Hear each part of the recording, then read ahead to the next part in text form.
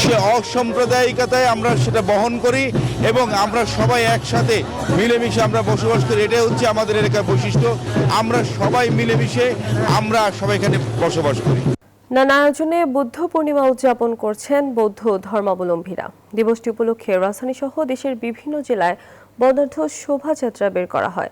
এতে অংশ নেন ভিক্ষু, ধর্মপ্রাণ, বৌদ্ধ অনুসারী সহ বিভিন্ন শ্রেণী পেশার মানুষ। বিস্তারিত থাকছে ডেস্ক রিপোর্টে। সারা দেশে যথাযোগ্য ধর্মীয় ভাবগাম্ভীর্যের মধ্য দিয়ে বৌদ্ধ ধর্মাবলম্বীদের প্রধান ধর্মীয় উৎসব শুভ বৌদ্ধ পূর্ণিমা পালিত হচ্ছে।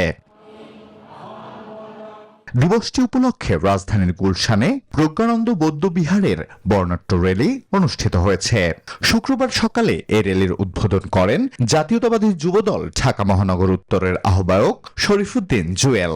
এ সময় তিনি বলেন, সম্প্রীতির বাংলাদেশ বিনির্মাণে ধর্ম ও বর্ণের সম্মিলিত প্রচেষ্টায় এগিয়ে যাবে দেশ।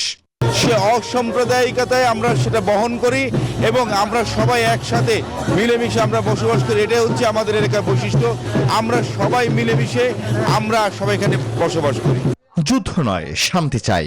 বিশ্ব শান্তি ও মানবতার জন্য সম্প্রীতি প্রতিপাদ্যকে সামনে রেখে চট্টগ্রামের ডিসি হিল চত্বর থেকে বর্ণাঢ্য শোভাযাত্রা বের করা হয়। পরে নন্দকাননের বৌদ্ধ মন্দির প্রাঙ্গণে আলোচনা সভা অনুষ্ঠিত হয়। অনুষ্ঠানে মেয়র ডাক্তার সাদাত হোসেন বলেন, গৌতম বুদ্ধের অহিংসা, মৈত্রী ও মানবতার শিক্ষা আজও বিশ্বকে শান্তির পথ দেখায়।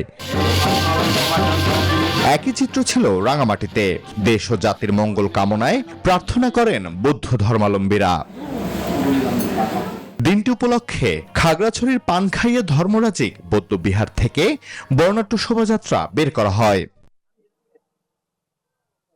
Desk report, news 24।